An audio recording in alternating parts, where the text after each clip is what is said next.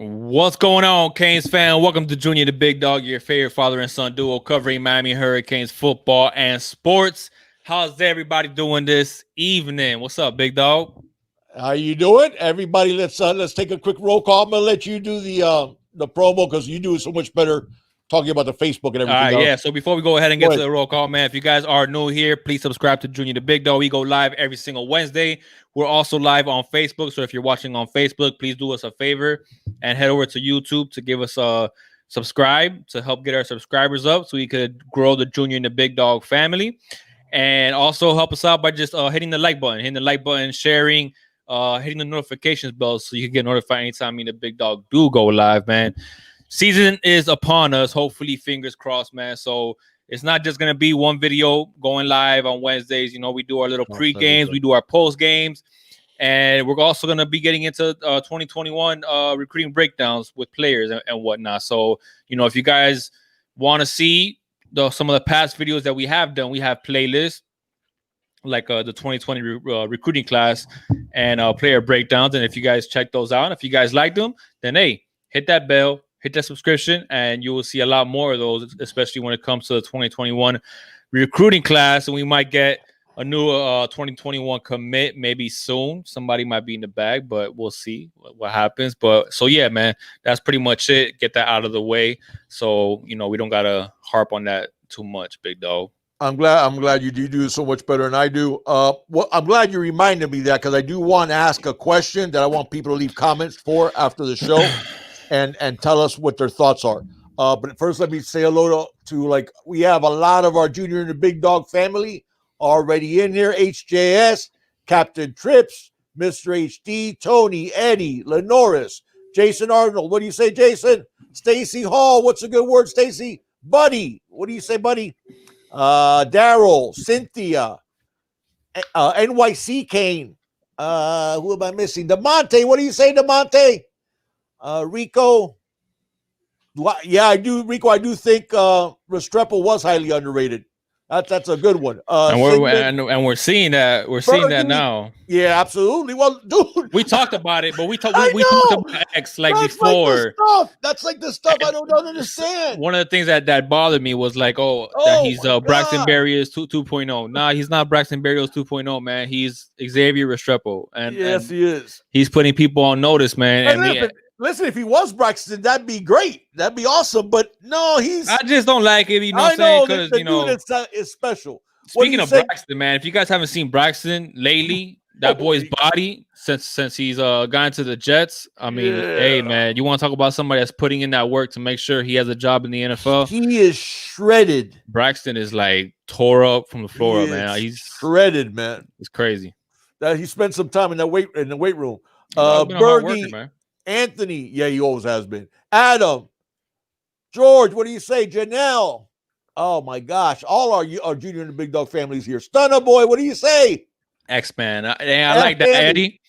Xavier Restrepo, Eddie says Xavier Restrepo's call sign. X-Man, I like that. Hey, what do you say, Ben? Here's the stuff that just like, dude, you know how much it bugs me, right? Because you know what it is. It's people showing allegiance to those damn stars ratings, and it just drives me batty. I was telling people when we got Restrepo to commit, I was saying, guys, go on Huddle, or even on forget about Huddle. Go on the stuff online from the all-star camps, from like the, you know, whatever, the Nike camp or the, you know, all these different camps, the opening and stuff like that. Mm-hmm. There was all kinds of footage about Javier Restrepo embarrassing. I mean, I'm talking about embarrassing 5 stars where he'd make these moves on them and literally and go deep where the defensive back would stop running. Mm-hmm. That's how badly they were getting burned. They were getting burned so badly that they would stop running and just give up on the play, and Restrepo would catch the pass and be by himself. There was all kinds of footage online about Restrepo doing this. Not once, not twice. I'm talking about all the time. Everybody was talking about when we had the our camp, Paradise Camp. When we had our Paradise Camp, everybody was talking about the hookups between Tyler Van Dyke and Darnell Walker, right? Everybody was talking about that, about those Darnell Walker, Washington. I'm sorry. Yeah. Okay. So everybody was talking about those hookups. What people didn't talk about was that Restrepo, like throwing to Restrepo, he was 8 for 8 in catches. Yeah. He was lighting up. He does that all the time. And it was like, man, you guys think we just got an overachiever and all this stuff. No. Restrepo is a stud. He's a stud. I mean, I'd say him, Jalen Rivers. Keyshawn Smith is another one. Yeah, I don't like to say favorites, man. I don't like to do that. But I just say. Oh, I thought you were talking about underrated. My bad. I thought you were going. Smith is definitely underrated too. Yeah, yeah. But no, like guys that you just. SJS, man. How's the family, right? How's the family doing, man? How's everybody? Your father-in-law, how's he doing? Let us know. But he's one of those dudes, man, that's just been. HJS. I think if Restrepo would have been 6'1", 210, he would have been a 5-star. Probably. He would have been a 5-star. And if Alabama recruits him, he would have been a 6-star. They would have come up with a new rating for him. So it's whatever. I'm not going to get in on that rant again. I feel like I ran on that almost every show.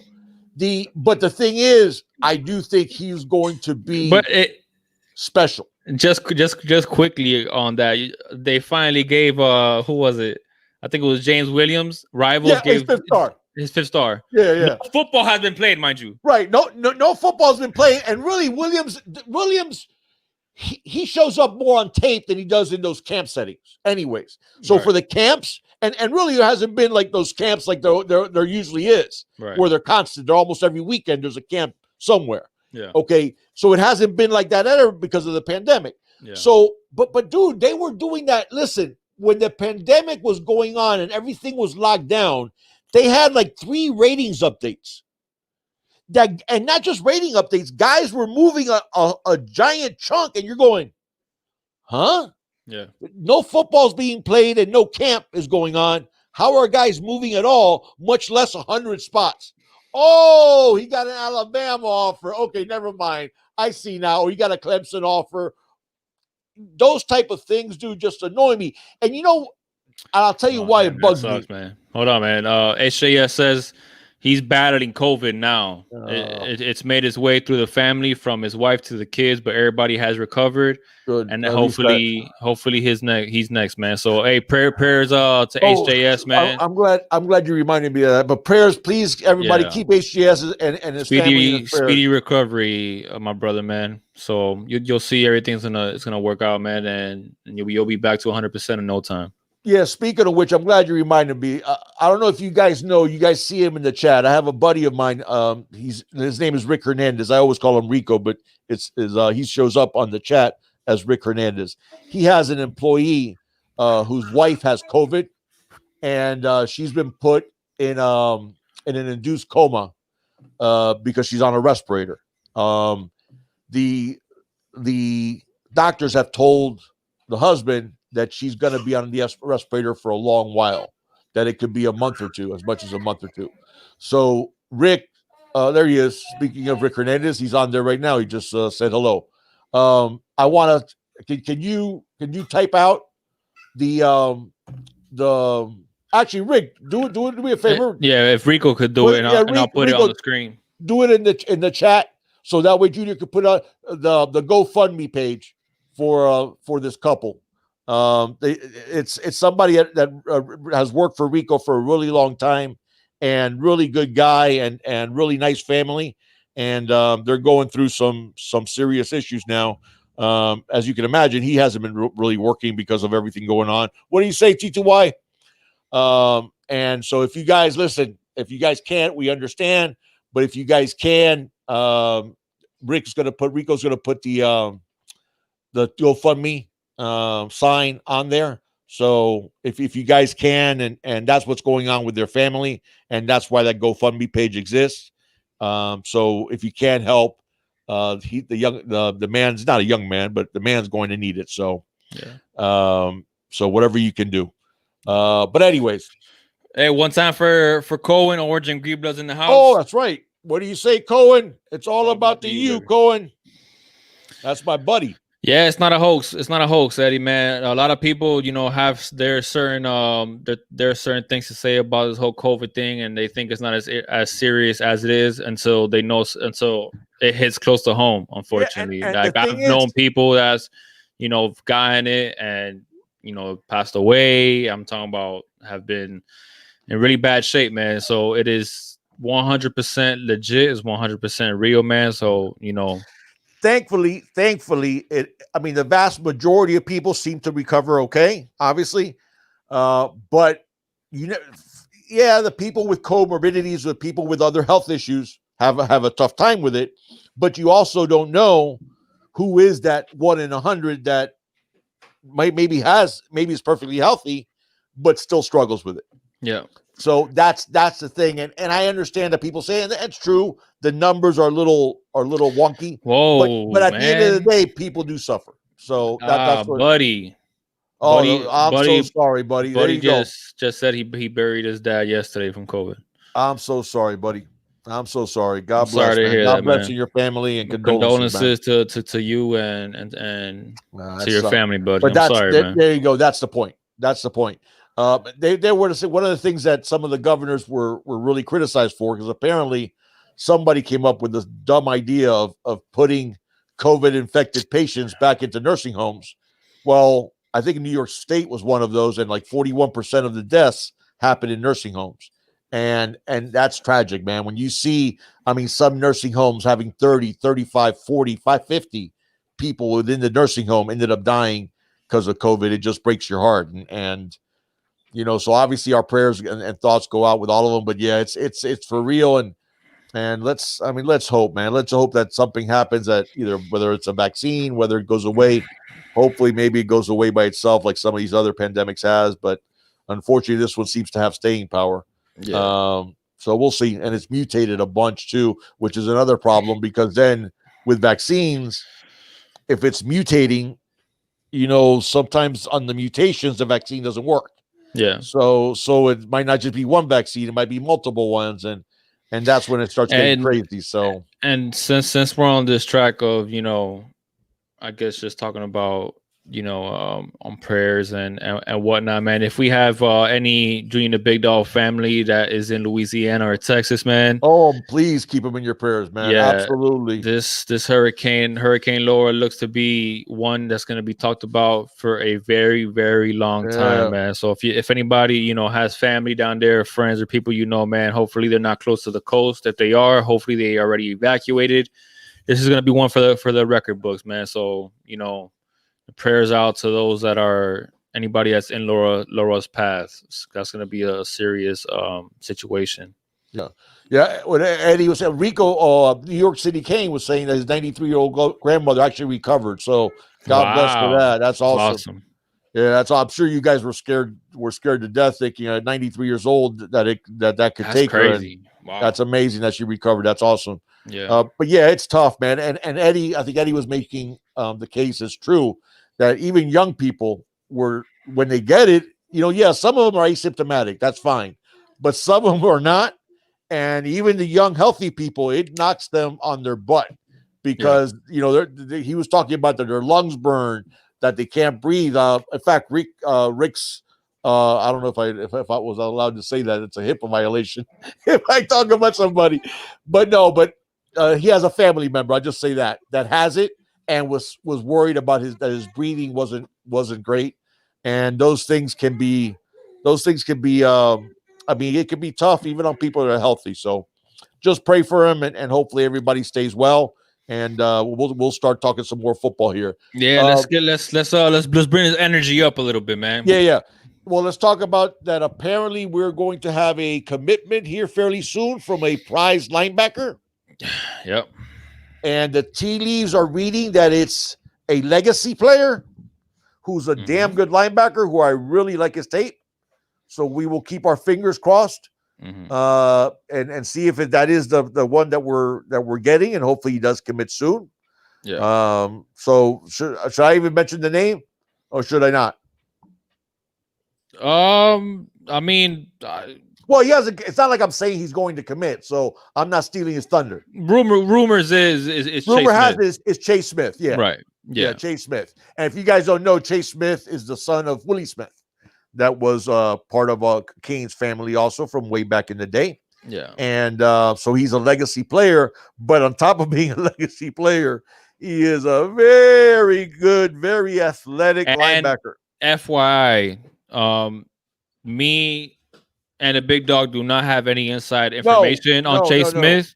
We're not saying that it's going to be Chase Smith. Like I'm just and guys, so you know, even if we did have some inside information, first of all, we wouldn't we don't say divulge who the person is, right? We never divulge who the source is, but we tell you that we have it on good information.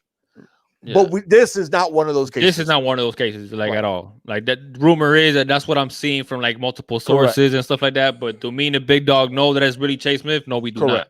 Correct. So I don't want don't think that we're out there, putting this guy on blast and taking away some of his thunder. If he is going to commit, we're not doing that because we don't know 100% that it's going to be Chase. But if you read through some of the tea leaves and some of the hints, that's where the direction seems to be pointing. Doesn't look like it's Terrence Lewis, because I know a lot of people have talked about Terrence Lewis and they want Terrence Lewis and whatnot. But it's looking like it might be a Chase. Supposedly some other news. Taz says it's him. Taz says he's the one that's committing. Who? Taz. Oh, that's what's up, man. If Taz that's says the he's case, about Taz, Taz, we might have to get you on here so you can go ahead and just throw for you one time. I don't care. But how many stars are next to your name? Facts. Yeah. We got awesome, man. We got a new sub in here. Hagen. Hagen. What do you say, Hagen? I don't want to butcher your last name, man. So, because I hate when I mispronounce. I do it names, all the time, man. I mispronounce names big time. So Hagen, man, thank you so much for subscribing to Junior and the Big Dog, and welcome to the family, man. Absolutely, thank you so much. Welcome to thank you so much, and welcome to the Junior and Big Dog family. Jaden Hood, yes, Cynthia, I like Jaden Hood too. I like Jaden Hood too. Oh yeah.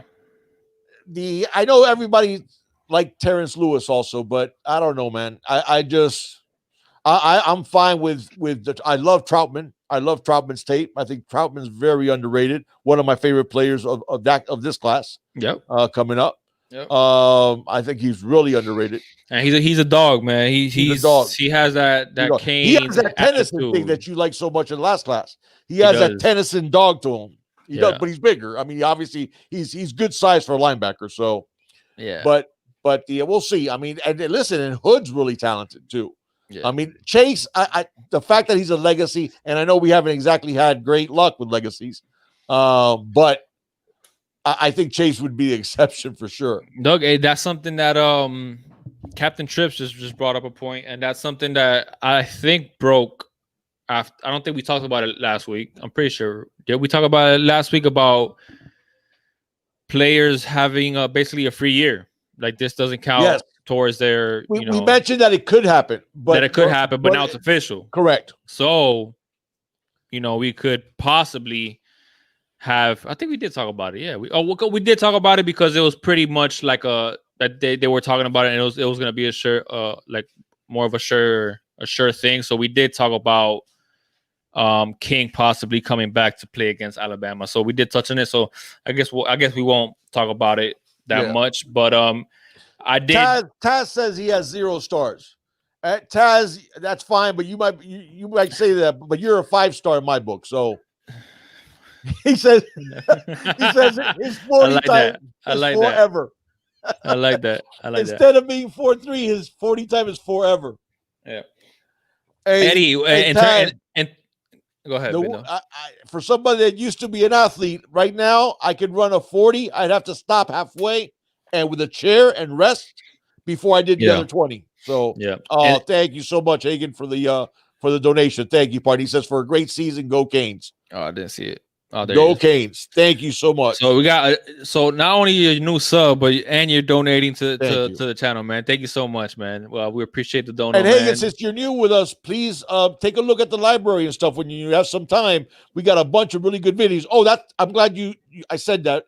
I do want to touch one thing with you guys, since it looks like, hopefully, God willing, we're gonna have a season. It looks like we got another Albert Jones. I think is another new one. He said, "Just join your page, go Thank you, Canes, Albert. baby. Let's go." Just We gotta do another one for Albert. look at the Junior and the Big Dog family growing, I baby. love it. I love it. Awesome. $5 donation from Hurricane T2Y. He says, if King returns, do you think Perry will transfer? I do not think Perry will transfer. I don't think he will either. But you know what, man?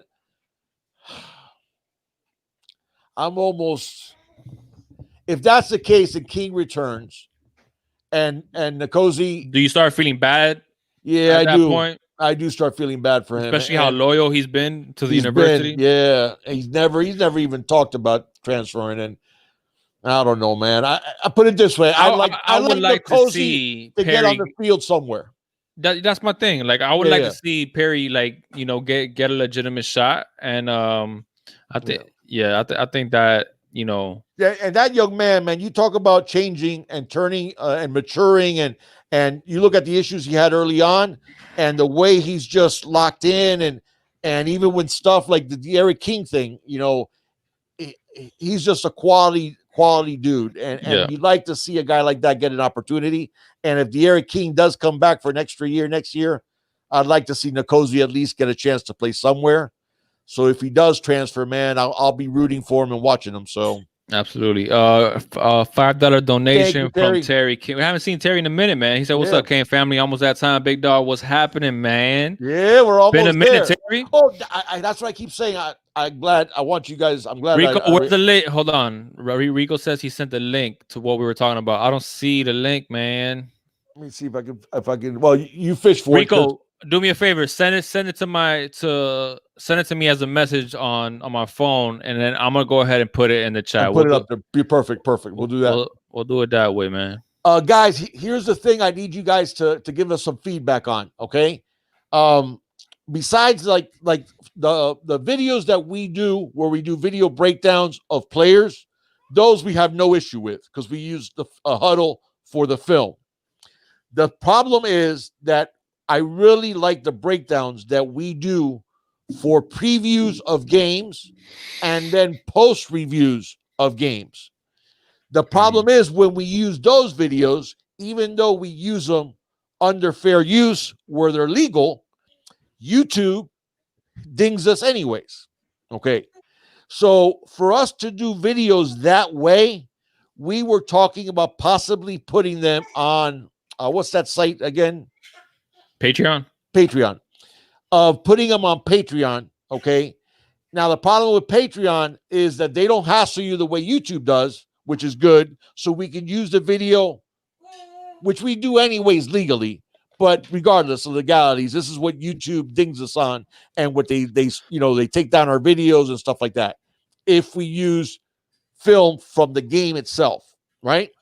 Right. So if we do it on Patreon, I believe there's a setting where we could put it like minimum donation, because the way Patreon works is you have to subscribe to get the content.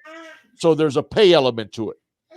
Now, would you guys be okay with that and go with us to Patreon for those videos? How am I supposed to focus when I got this girl looking at me? I know, and she's so look adorable. At this. She's already, man. She's trying to get out of there, man. Yeah. She's baby boy's chilling. He's just lazy, just hanging out. But this one here for some stuff. This one here, she's been trying to climb this gate, man. I'll tell you what, man. She's trouble. Yeah, you are in for it. No. But anyways, guys, let us know if that's something that you guys still would do, because again, I don't like the idea of forced subscriptions on you guys at all, and we'd only use Patreon for those videos, the ones that are pre-game previews and post-game reviews is the only ones that we'd use Patreon for. So we would put those on Patreon, and then everything else would be free on YouTube. So if you guys would be interested in that, please let us know in the comment section, because, I mean, obviously we put it this way, like the North Carolina game last year, and those that have been with us would know this, but the North Carolina game last year got me so angry because our preview of that game was so perfect, to the point that things that Sam Howell in North Carolina did, we were focusing our defensive preview strictly on those things. Okay, you remember those fade patterns that Sam Howell hit on us over the top in that first half? We talked specifically about his ability to throw the fade pattern. Okay, and we talked about him not really looking for a second read because he was still young. Remember, that was his freshman season. So we talked specifically about things that we needed to do against them. And then when the game played out, YouTube had struck down our video, like what, immediately after we put it up, like half an hour?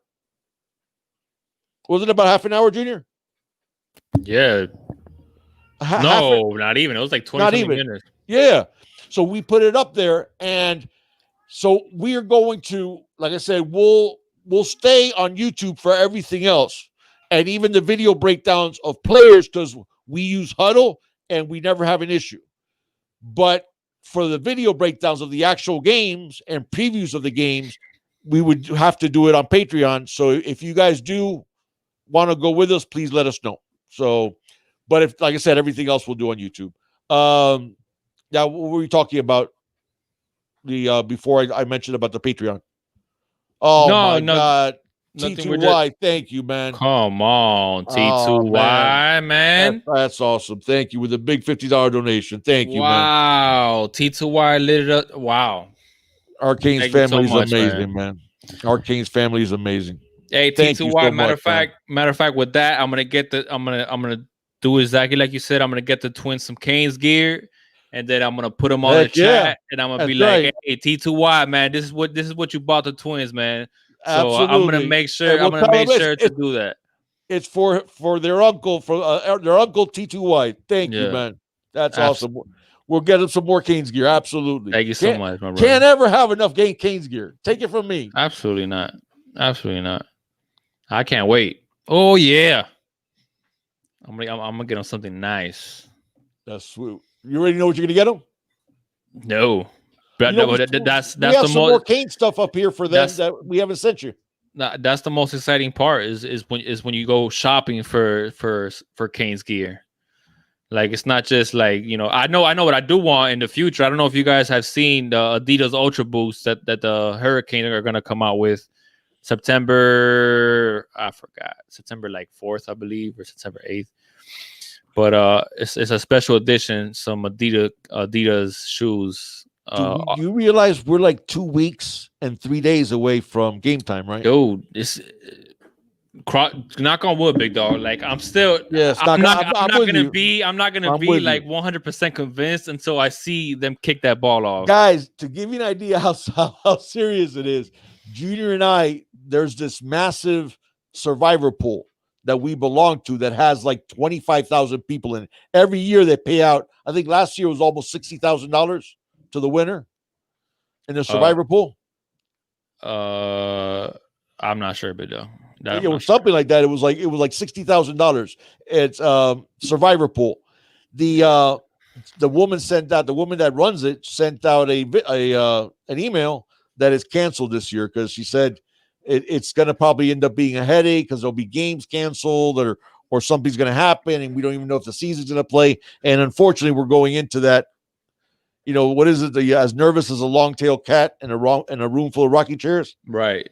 That's the way we're going into the season. But we are only 2 weeks and 3 days away from Hurricanes football season. Hey, and technically there is college football, like Hurricane Neo just said right here. The FCS. There's a game Saturday night. I forgot who's playing.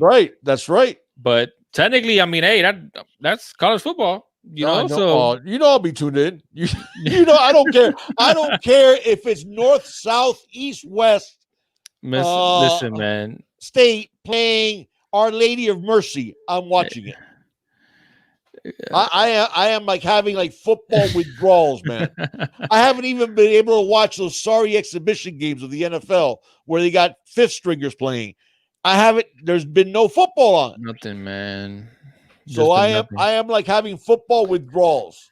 Anthony, you know what about those shirts, man? I actually ordered one myself to see, how it came out. I think it came out pretty dope, but there's a mixed reaction on the language, Yeah. that was used on the shirt and whatnot. So technically, like And that's not that person something. made a good point.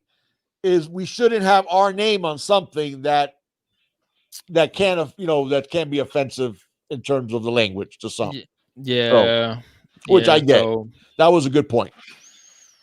but listen, if some of you guys still want that shirt, man, Anthony Yeah, said, why don't we do that? We'll come up with something else for everybody, and then we'll Yeah. do that shirt on demand.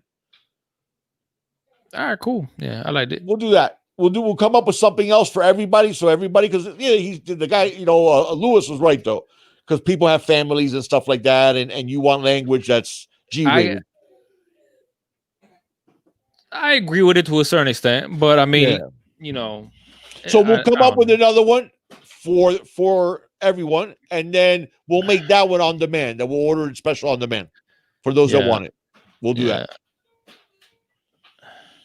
All right, guys. What do you guys want to talk about? You guys want to talk the impending season and how it's looking? Junior texted me a photo of Don Chaney today running, and I was like, man, seeing Chaney in that new uniform looked. I just loved it. Let me show you the picture that Junior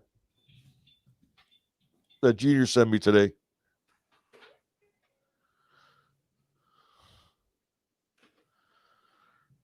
Tell me if that doesn't get you guys ready for football. Let me make sure you can see it good.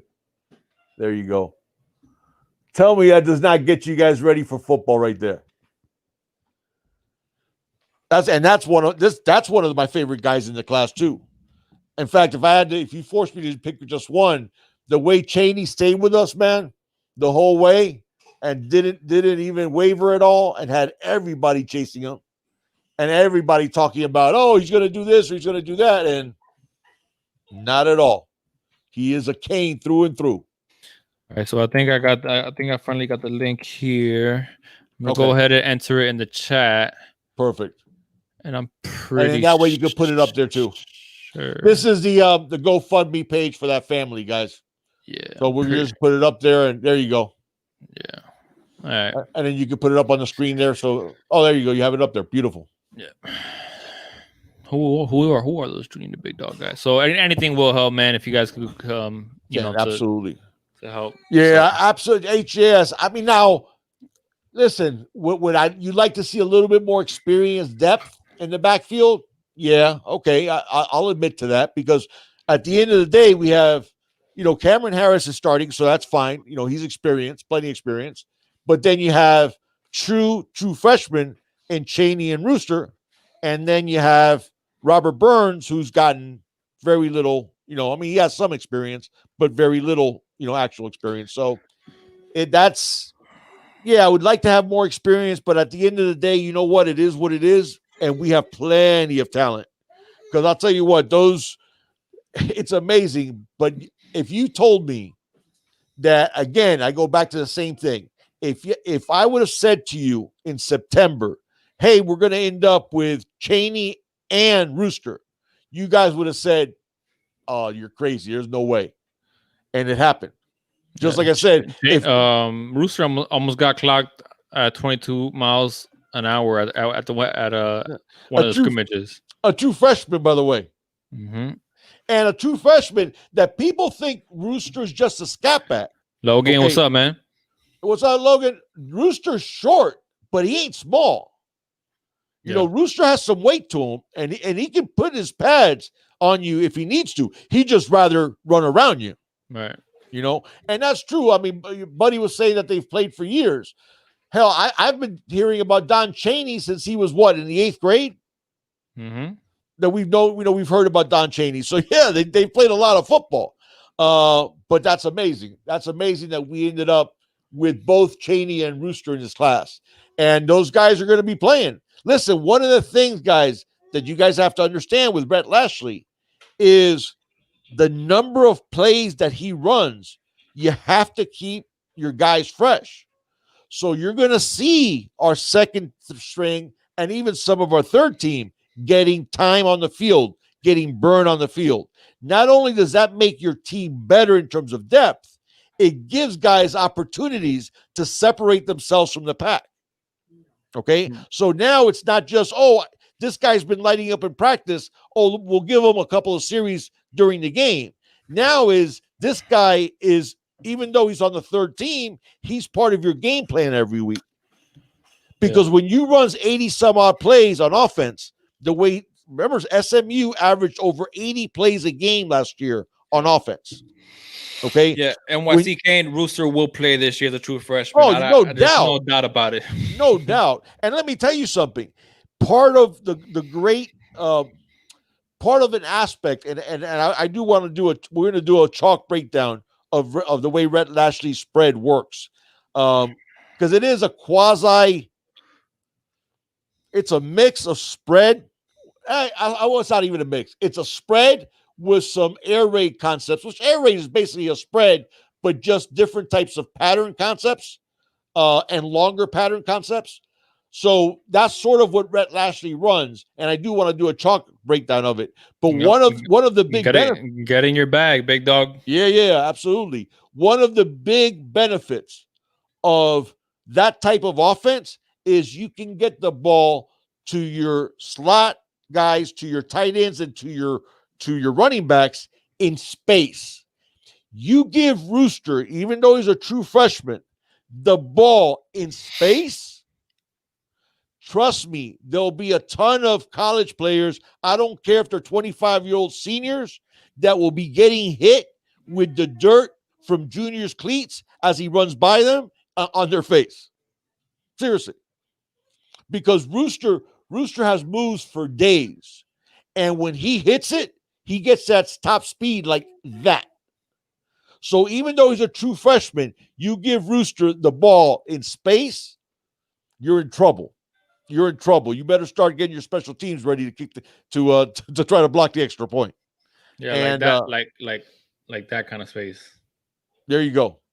There you go. Look at that space. Yeah. Look at that hole right there. Yeah, there you go. There you go. I don't care. I don't care if you're, like I said, a 25-year-old college senior. You're going to have a tough time trying to bring down. For those of you who don't know, I like Rooster. I love that nickname. So I do. It's Jalen Knighton. For those of you, that's the guy we're talking about. But his nickname is Rooster, and everybody's known him Rooster since forever. So, but yeah, you get that young man the ball in space. Oh my God, man! Turn off the lights.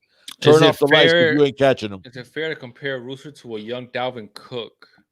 No. I would compare him more if you want, for the sake of comparison. I would compare it more to.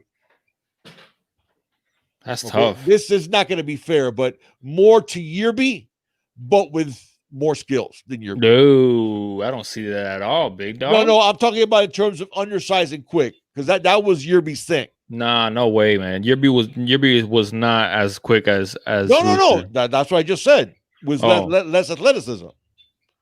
Rooster has more athleticism than Yearby. A lot did. more. Yeah, but that's the type of player that Yearby liked the ball in space, and he actually was pretty good in space. The problem is everybody thought Yearby was going to be a between the tackles guy, and that's not his game. Yeah, but he wasn't fast enough to be a guy in space either. That's why. Well, no, he did decent for us. Listen, he did as a change of pace back. He did okay for us. As soon as Mark Walton started to touch that field, man, everybody was like, "What did we say?" As soon as Mark Walton started touching the field. Oh, but we knew it. He was RB1. Okay, everybody knew. But how slow? How slow did Mark Walton make Yearby look? But the problem was everybody was comparing Yearby to Dalvin Cook because they played together in high school and they shared time in high school. Yeah. Okay. So that's why people were down on Yearby. But if you just look at Yearby as a player, he was a good player. He was. I'm not saying. That's the thing though, is people were comparing him to Dalvin Cook. Okay, because they're both from school. They played high school ball together, and they shared time in high school. Oh, you mean they're comparing Yearby to Dalvin Cook? Correct. That's what I'm saying. Yeah. No. So and that wasn't a fair comparison. Yeah. All right, because we knew Dalvin Cook was on another level. Okay, but that type of game is Rooster's specialty. But I agree, Rooster's going to be Rooster. Yeah, he's gonna be Rooster. 100%. You know, and that, yeah, and Cook. And listen, but that the thing with Rooster, the one thing I want to tell people is what do they have him listed at? I imagine they have him somewhere around 5'9", 5'10", 195. Check to see for me, Junior, because you can check a lot quicker than I can. How much did they list Rooster at? I think it's going to be 5'9" or 5'10", 195. And so what I'm saying by that is don't get it twisted and think he's a tiny guy who's just going to has a lot of swivel to him and speed. 5'9". 5'9", what, 190, 195? Yeah, 195. But 195. I think he's more than 195 right now because that was on 247. He looks heavier than 195. That's what I'm saying. In a good way. No, exactly. That's what I'm saying. So get this out of your mind. Listed at 5'10", 190. I don't see it. Who's that? On the Canes website, they got him listed at 5'10", 190. That's what I said. Huh? That's what I said they were going to have it listed at. I said either 5'9" or 5'10" and 190 or 195. Yeah, but I'm saying like he doesn't looks thicker than that. He looks thicker than that. Well, and that was exactly what my point is. People were saying that Rooster, they have this idea of Rooster being this scat back. He can put his shoulder down if he needs to. Now, don't get it twisted. Don't get it twisted. You can look at his film from high school, and he did that. He puts his shoulder down on occasion. Have a good one, Terry, man. Thanks for joining us. Oh, yeah. And Richard, I expect him to be 205 by the time he's a sophomore. And a good 205.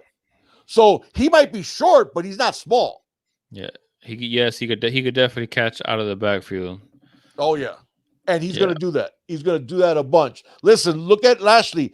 Look at the SMU's running backs last year. If I'm not mistaken, their running back with the third most carries on their team had more carries than our number one carry guy. Think about that. Okay, because that's another one is people think the spread is throw. The spread is a running offense first. And people forget that. Brett? Part of what the spread does, it gets people out of the box. Okay, and it gives you a numbers advantage. And once you get that numbers advantage, you could run the ball. And if you get the defense in a situation where they don't have the right personnel on the field, you run it up tempo, and they either have to call a timeout, fake an injury, or deal with the mismatch. And we have the personnel. Unfortunately, we didn't use that last year because Enos didn't use that, but that's besides the point. And I apologize, Canes fan, for speaking the name I wasn't supposed to speak ever again.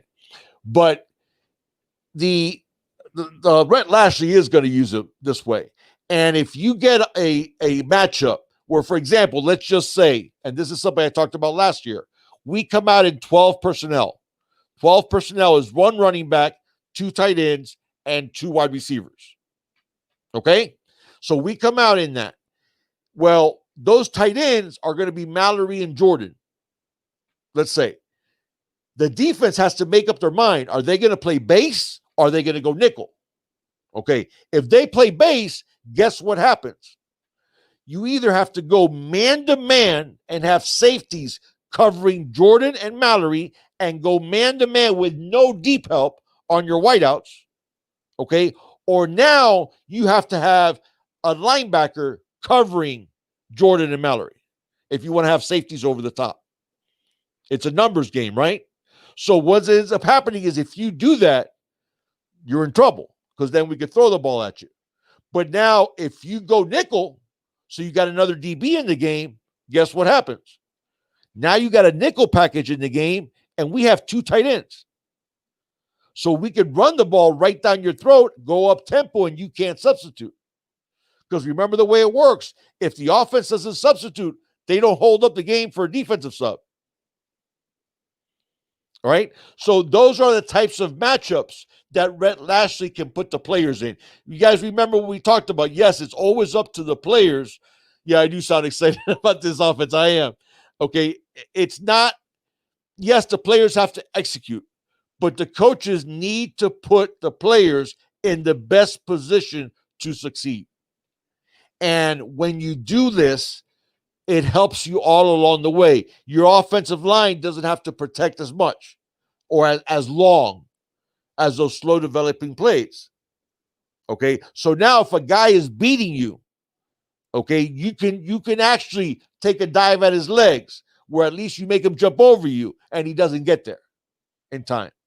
Okay. And now 6 plays into the drive, it's been, the 6 plays have been run in like what, 2 minutes of real time because the plays are being run like this. And now you got guys on defense wanting to tap out because they got their hands on their legs because they're out of breath, especially at defensive line. Nothing in this world tires out a player more than trying to rush the passer. Okay, because you're trying to do something with speed at the same time you're being blocked, or you're even playing the run. That wears you down, but playing the pass really wears down the defensive line. So that's going to help that offensive line. So again, we go back to the same thing. It's coaches. To me, the number one job of coach, well, I'm not going to say number one because, there's the impact that you have on the lives of these young men and all that's truly important. But as a football coach, the number one job you have as a football coach is maximizing the abilities of your players, putting them in the best position to succeed. Now, when you do that, guess what happens? Then you're going to have the production at the highest level you can have. When you put the players, you try to force the players into a system that doesn't suit them. Now you're doing the exact opposite of that. You're putting players in positions where they're not likely to succeed. It's like, for example, give you a perfect example of that. We were just talking about Rooster, okay? If you put Rooster in college in an I formation, right, run downhill between the tackles type of offense, that's not who he is. I'm not saying he couldn't do it. I'm saying that's not who he is. So you're not maximizing his talent, right? Same thing is if you put, for example, D. Wiggins in the slot. That's not who D. Wiggins is. He's not a slot receiver. He's an outside the numbers receiver. Okay? So you can't force what is Georgia Tech experiencing right now.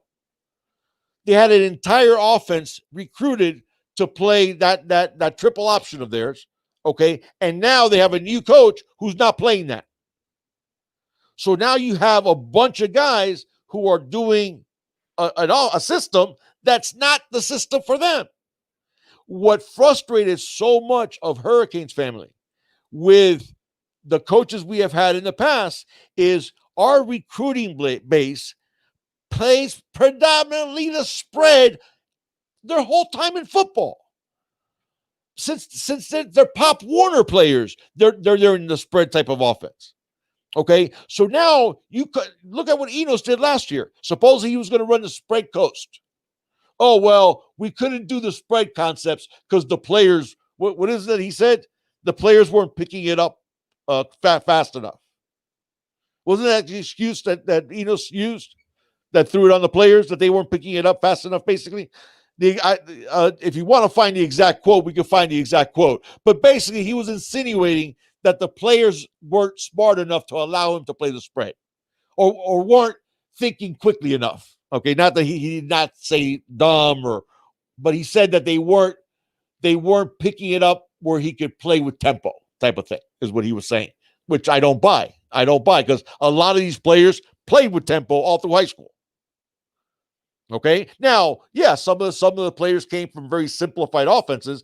Mark Pope talked about, I think he said that he had 3 pattern concepts that he had to learn in high school.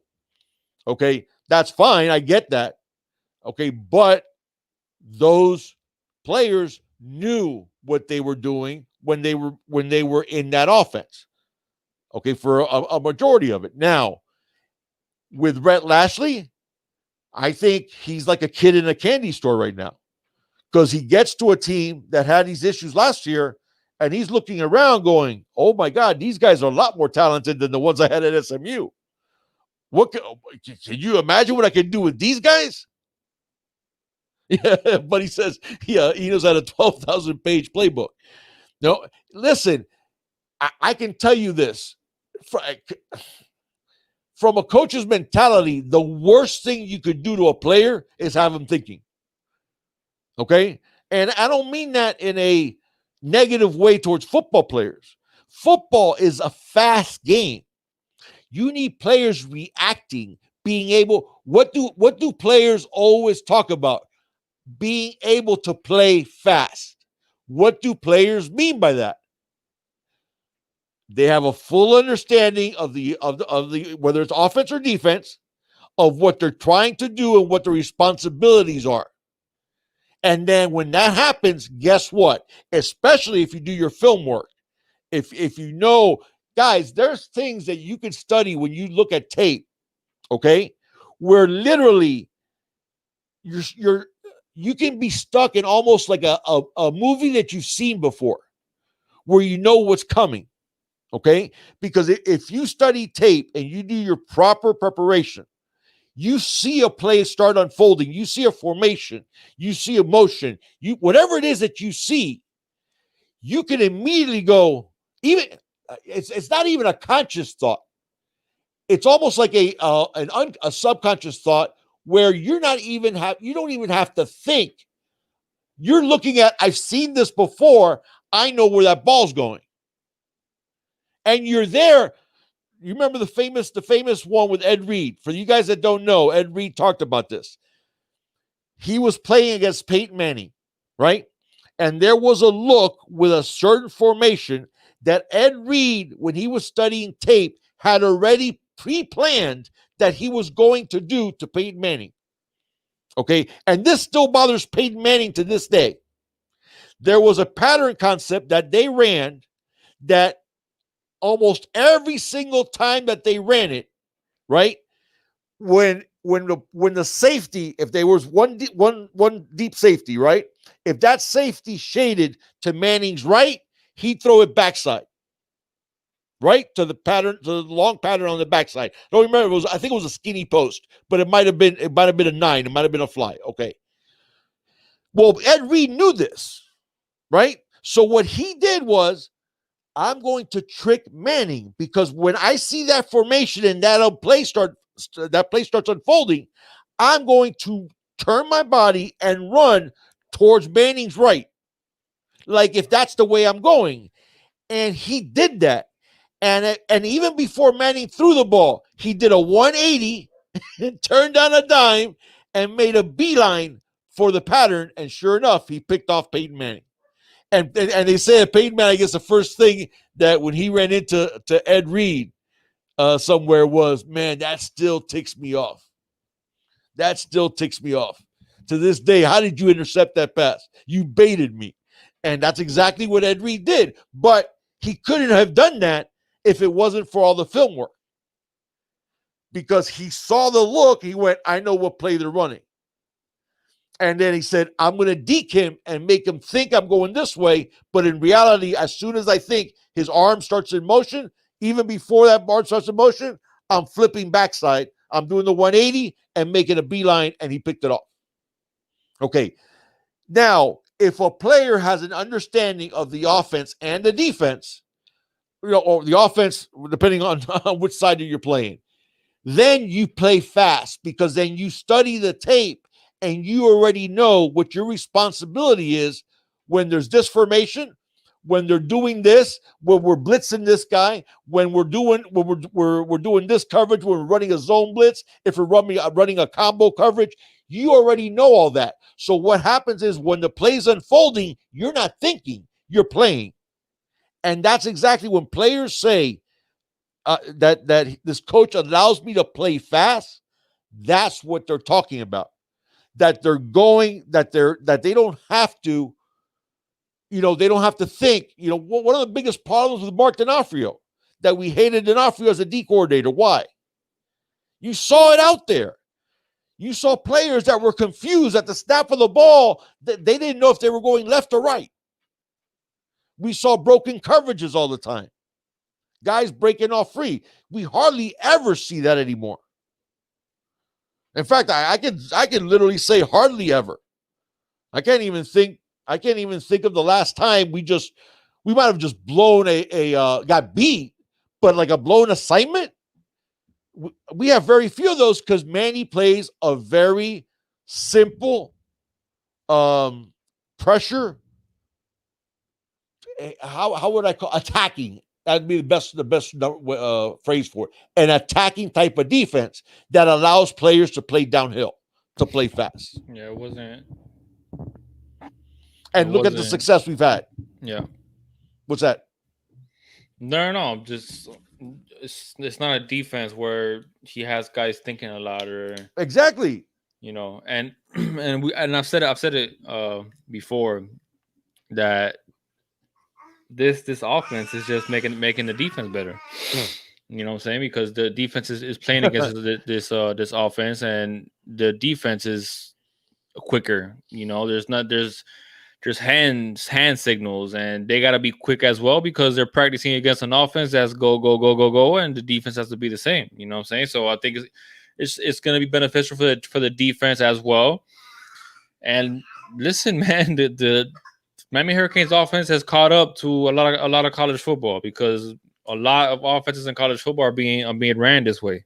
So the fact that we've been behind the 8 ball in a sense, when it comes to running our offense, the way these high school kids are used to running offenses in high school is, it's always kind of confused me. But you hear the players, man. You hear them say, how much they like the offense and how much they could be utilized in this offense, using that Miami speed. And I think conditioning wise, man, it's just going to take us to another level as well, on both sides of the ball, because you got to be quick. If you're going to be running that many plays a game, on the offensive side of the football, you got to be in shape, man. You got to be in shape, tip top shape. And as far as the defense, that's the offense you're facing in practice every day and in the scrimmages, and you got to be in tip-top shape too, and you got to be in sync with your guys, on the defensive side of the football. So it's funny you brought up Ed Reed, man, and you hear some of the safeties, talking about, his presence, and I think Gervin Hall even mentioned how, trying to pick his brain a little bit, asking him certain questions, and that's one of the few things that we mentioned when we talked about Ed Reed and the impact that he's going to have for the Miami Hurricanes. You know what I'm saying?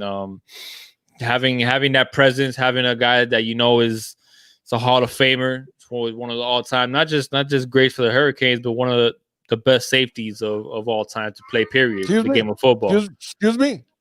You said one of? No. There's no doubt. That's the greatest safety ever to play football. I agree. In the story. Yeah. So I think that the impact that he's having is it's crazy. But yeah, man, I'm excited. So did you see the guys poking me? They like poking Big Dog. Wow. A couple of the guys. HJS said, "Hey, I thought of a broken coverage. DJ Ivy against Georgia Tech on the fake punt." And that one, because they know that bugged the hell out of me because Bubba Bolden was jumping up and down before the play, telling him that they were in punt safe, and DJ knew that, and he just let the guy go. So, but yeah, that one, and then somebody else was bugging me too. Hold on, I think it was Richard Hill. Yeah. So the second scrimmage, it seemed like the defense. Manny didn't seem as happy as he was with the first scrimmage. Mainly, I think Manny's issue was penalties. Yeah, Philly Eagles. Yeah, Dawkins was great too, man. I love watching Brian Dawkins play. I think Manny's issue was the penalties, and it was a lot more sloppy for some reason the second scrimmage. And the defense did a lot better. Did a lot better in the second scrimmage. I mean, it is what it is. Offense like won the first scrimmage by a lot, but still haven't gotten 100% clarification on how these scrimmages are being played necessarily. What teams are playing against what teams. The ones playing against the twos, and how much time these guys are going up against each other. The guys that they already have an idea of who's going to be. All the starters on the offensive line. All the starters on defense. Is the best facing the best? That's my only question. I feel like that hasn't really been answered. That they're playing it close to the vest, but a lot of times you go twos versus ones because what you want is people to run the systems. Right, but you never know because sometimes they do it where every once in a while they'll have a really competitive period, go one against one. Exactly. So but most of the times you go twos against ones. Yeah, there's reasons for that. For guys that don't know, is when you go one against ones, a lot of the individual talents and matchups of the players are going to decide a lot of the plays. You want to go one against twos because what happens is with that is you actually are running the plays offensively or running the defenses more.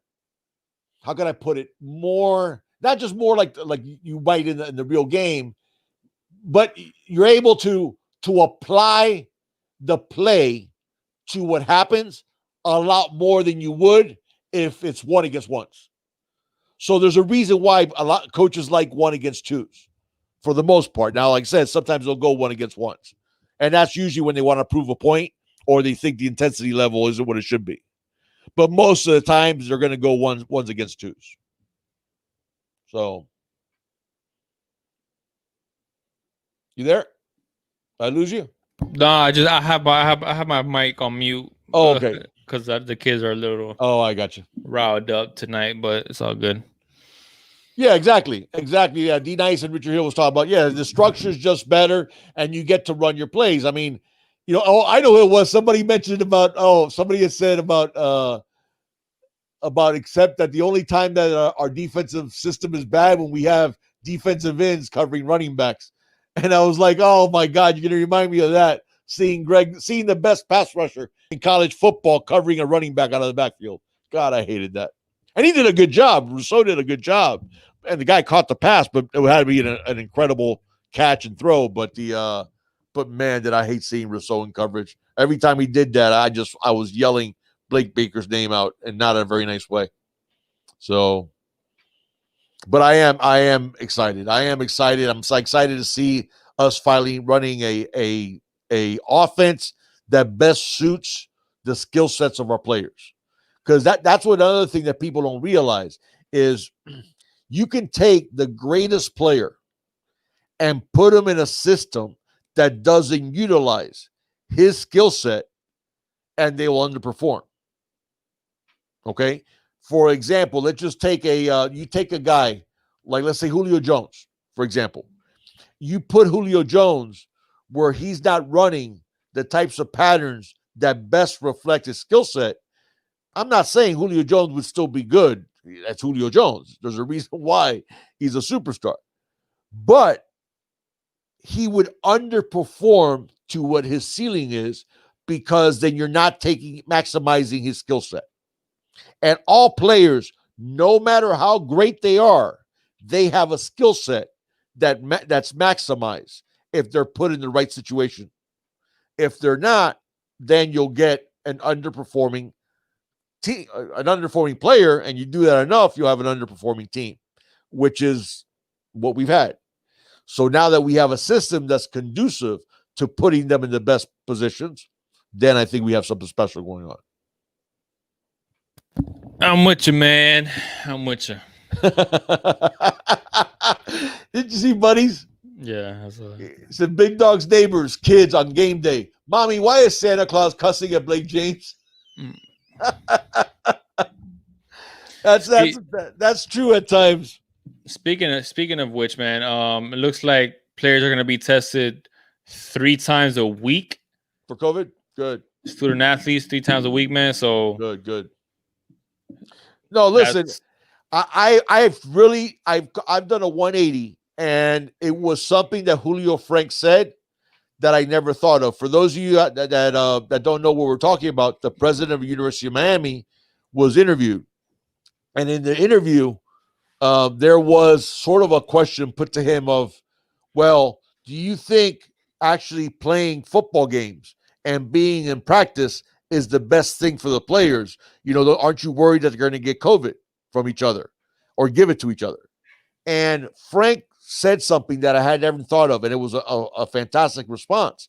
And he said to the reporter that was asking the questions, you're assuming that not being in the team context is going to be beneficial. What would the players be doing if they weren't under the team with the team? They could be in much less stringent situations where they're not getting tested all the time. Right. Because that's true. I mean, they're 20-year-old men.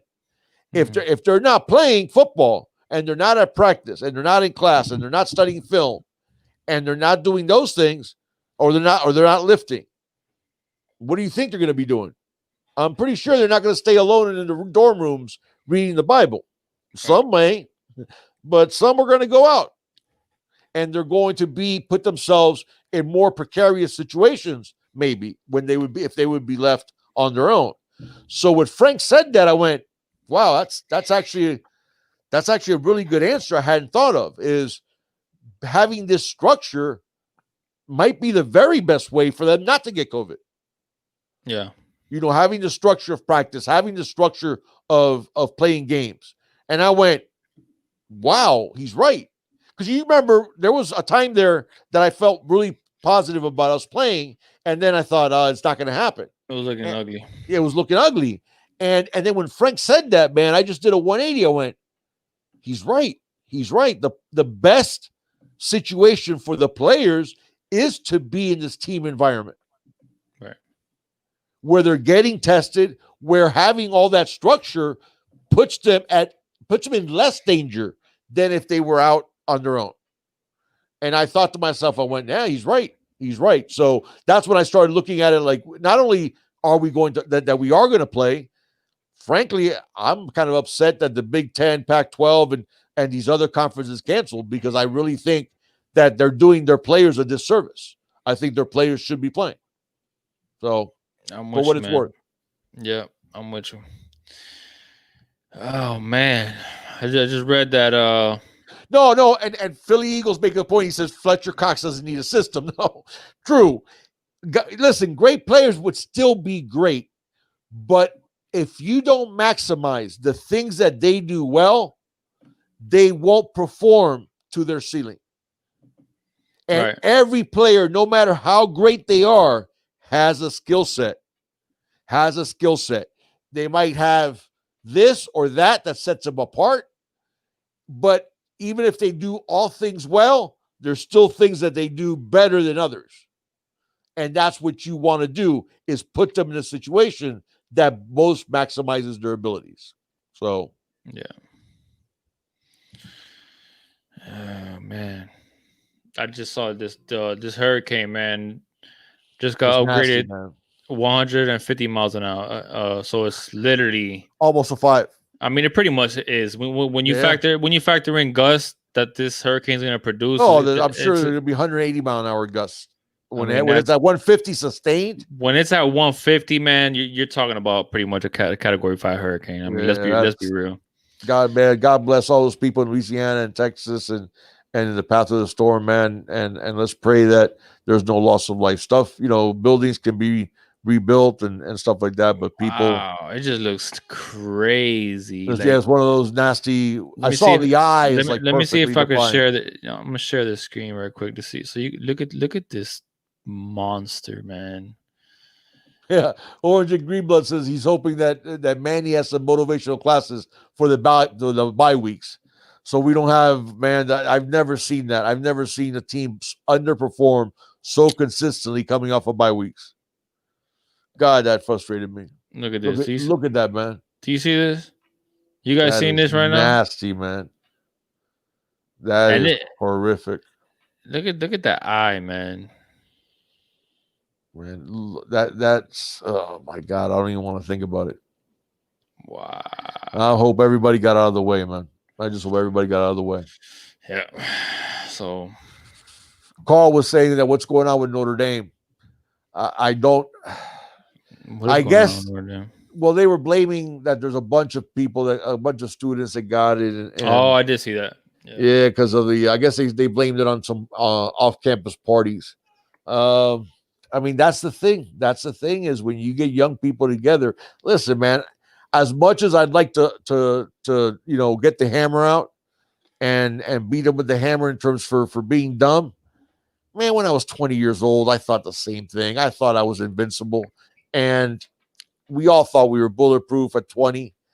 So listen, to sit there and wag your finger, and I'm not saying you were doing that, but I know a lot of people have at these young kids. Man, give me a break.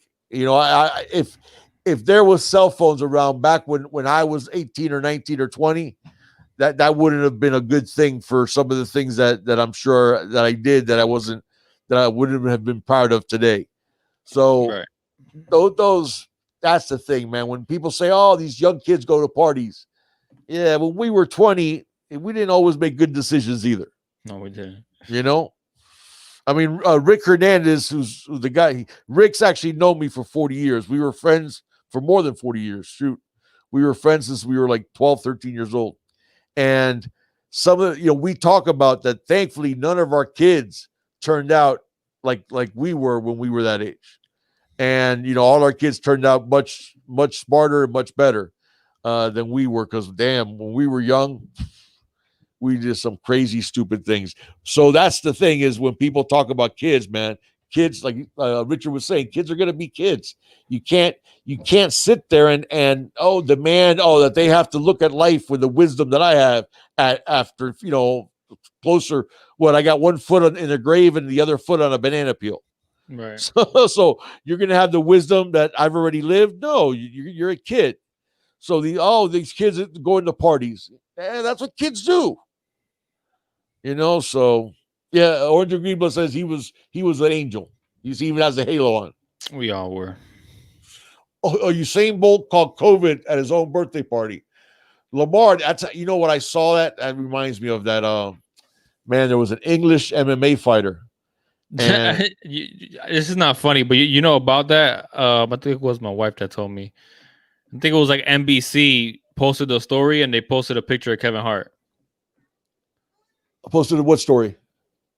About Usain Bolt catching COVID. Oh yeah. And they posted a picture of Kevin Hart, like Kevin Hart. Like if he was Usain Bolt. Yeah. So. Oh my God. Yeah, I think Kevin Hart even don't look anything alike. Yeah. You'd have to put Kevin Hart on top of Kevin Hart just to be as tall as Usain Bolt. Yeah. How the hell you confuse Usain Bolt and Kevin Hart? I don't know, but Kevin Hart even made a video like that's hilarious. Like talking about it. It was pretty funny. I mean, at least if it was somebody that looks somewhat alike, but those are two people that look completely different. Yeah. In every way. Anyways, but this MMA fighter, English, I wish I could remember his name, man. My short-term memory with all the surgeries and all the anesthesia. Anyways, a British MMA fighter on his birthday was stabbed and killed by his brother. And that just, man, that like broke my heart. And one of the MMA fighters that just fought recently, dedicated the win to the guy who was like his best friend. And that's terrible. When you hear the fact that he died and then he died at the hands of his own brother at his birthday party.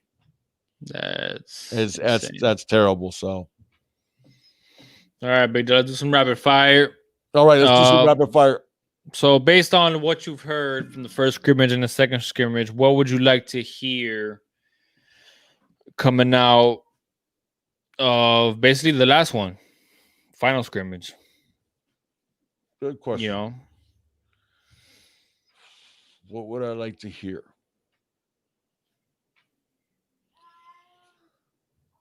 Because I kind of want to. I did kind of want to hear about a bounce back from the defense. From the D, all we heard was about the offense. Yeah, I'm not worried about the D though. I'm not worried about it. But I've never been worried about about the defense, but still, It's nice everybody. to hear. It's nice to hear that the offense was doing well. No, absolutely. Yeah, But I wanted to hear, yeah. some things about Frankly, Brooks, some things you about want to Huff. know the truth. I like to hear about Avery Huff specifically. Yeah, I'd like to see a big game from him because I think he's special. Frankly, after the because remember last season, credit to David Feely, we had a really good, healthy season. But man, our spring was god awful with injuries, it was. especially linebackers, man. Well, we ended up having some practices with 2 linebackers available. Richard, I feel good about the linebackers, man. I think Brooks is gonna have a big year. Yeah, I mean, I understand though where you're coming from, Richard, because the lack of There's experience. not that much experience. Yeah, the lack of experience what bothers you. But I'll tell you, I'll say this, Richard. But I'm excited to see the flashes of talent from the linebackers. Correct. Compared from Brooks, to from Huff. Yeah. Yeah, don't get me wrong, Pigney, Shaq. I love you guys, man, and you guys, did great, and Shaq's doing his thing, and you saw there was a clip of Shaq. Who was it? Who was it up against? I know it was up against somebody good, but completely just juked him out. But whatever. I'm excited to see the speed from our linebackers. Downhill speed, especially. Yep. Downhill speed, man. Listen, don't sleep on Huff. Don't sleep on Brooks, man. Even in some playing time, Brooks last year, he just has a knack for being where the ball's at, and for just playing fast, physical, and trying to make a play on the ball. Man, he has like a magnet when it comes to that football. So concern, I understand it because of the experience. But we got McLeod what I was going to say. Right, what I was going to say is this: that other than De'Ara King, you can make a case that the most important guy on our roster is McLeod because he came back. Because if it wasn't for McLeod, I'd feel a lot different about our linebackers. Because then we have basically no experience. Yeah, no, I get that. So McLeod coming back was big for us. Yeah, I get that. Yeah, it was really big. So, yeah, I mean, besides that, I haven't heard much about Pope. Haven't heard much about Nesta. Yeah, I like to see both. I like to see Pope. This is make or break right now for Pope. It really is, man. And for Nesta to at least to be where we think Nesta's ceiling is. Right. This is make or break too. Yeah, I think so, man. I think so. You had the first year, okay. D tackles their first year. Listen, he had that amazing, the funniest block punt in history, where he blocked the punt with the other guy's backside. Yeah. But and then last year the injury situation happened. So, but yeah, I think this is a really big, important year for Nesta. It really is. I agree, man. And Pope, this is a make or break also. Same sort of the same reasons. I mean, the first year he didn't play basically at all. And he said, to his credit, he manned up and said it publicly that it was his own fault because he only knew 3 patterns coming out of high school and he was not in his playbook at all. So he understands why he didn't see the field this first year. Yeah. And then last year, we expected to see a breakout and we didn't. And we know the talent is there. So this is another year that if Pope is going to get near that ceiling that we believe is there for him, we have to see it. We have to see some production. Will Mallory is the guy that we have to see production from. Yeah. 904 Hurricane. Yep. Good question. Red Lashley likes to rotate 6 wide receivers: Pope, Wiggins, Harley, Payne, Restrepo, Keyshawn. What's your top 6, big dog? I have a very similar top 6 to 904. The only difference 904 I don't think that's his top 6. I just think he was just naming off wide receivers. Oh, okay. I go probably. I think the 3 that are going to see the most time are going to be Harley, Wiggins, and Jeremiah Payton. I think those are the 3s that will see the most time. Then the next 3. Wow, really? Yeah, I do. I think those. Why, you have somebody else in that first 3? That you think the most time on the field? Because remember, Brett Lashley does like to rotate, and he plays up tempo, so he's gonna have at least 6 receivers in the rotation. But Pope could just if Pope could just be Pope, man. Just listen. You put Wiggins, Jeremiah on the outside. You put Pope in that slot, man. When we have 3 wide receivers out there, and I like it. Oh my God! I'd like Pope play in the slot more. Frankly, who? I'd like to see Pope play more in the slot. That's what I'm talking about. Having Pope in the slot. Then he has. Yeah, he hasn't played very much in the slot. I want to see Pope in the slot, man. I think he'll be crazy. Thank you so much, Kane Dub. Oh, thank you. But I think he feels a lot more comfortable outside the numbers. I don't think he feels comfortable in the slot. I guess. I don't. I just think most of his damage could be done in the slot, in my opinion. But in the slot, you also have different responsibilities. Remember, in the slot, you're reading coverages a lot more. True. You know, the outside the numbers, you're running your patterns a lot more. Not that you don't have reads. Sometimes you do have, read patterns and option patterns. But in slot, man, you're looking, at getting open in space. Michael Redding is another one. Hurricane Medic. That's the thing. That's the thing. So I would say my top 6 in order of playing time would be Harley, Wiggins, Peyton, Pope, Restrepo, and man, it's a battle for that other one in between Redding and Keyshawn Smith. I think both of those guys, Brett Lashley's going to put on the field. They both can take the top off the defense with speed. They could. So that's a listen, freshman or not freshman, when you have perfect example, guys. Who was the higher ranked wide receivers in 2 years ago? Was it D. Wiggins or was it Mark Pope? It was Mark Pope, right? Mark Pope was almost a 5-star. In fact, I think Rivals did have him as a 5-star. Right. And D. Wiggins was a 3-star. Okay. But who saw the playing time first? D. Wiggins. Yeah. Why? He's 6'3" and he's fast. Yeah. Remember, Pope last season also admitted that he wasn't doing he wasn't things that he needed to do. You know, right. And listen, to his credit, he manned up and said that publicly. He did. Okay, but the thing is, Wiggins last year, when they had the all the measurements for speed, who was the fastest player? Yep. D. Wiggins. Yeah. They timed D. Wiggins at 23 miles an hour. To give you an idea how crazy that is, guys, the fastest Usain Bolt has ever been measured was at 20. I think it's 27, right at 27 miles an hour. Okay, D. Wiggins was running over 23 miles an hour on grass. Usain Bolt was running at 27 miles an hour on track with track shoes on. So think about that. Think about how ridiculously fast that is. Yeah. Getting up to top speed and you're at 23 miles an hour. Yikes, that's scary fast. Yeah. So we'll see, man. All right, guys, we're gonna go ahead and get out of here, man. For those of you that joined us, anybody that's new here, man, please subscribe, hit that notifications bell so you get notified anytime the Big Dog do go live. We go live every single Wednesday. If you just made it, or if you're watching this on if you're part of the rewatch squad or whatever, be sure to hit that like, man. Hit that like, share, comment, do all that good stuff, man. And me and the Big Dog do our best to try to reply to your comments. And yeah, the closer next week on our live, we will be exactly a week and a day away from Miami Hurricanes football. Oh my God. Think about that. I can't wait, man. Think about that, man. So I might record the game and rewatch it immediately when it's over. Yeah, you ain't kidding. You ain't kidding. So we'll see. We'll see, man, guys. Listen, stay safe.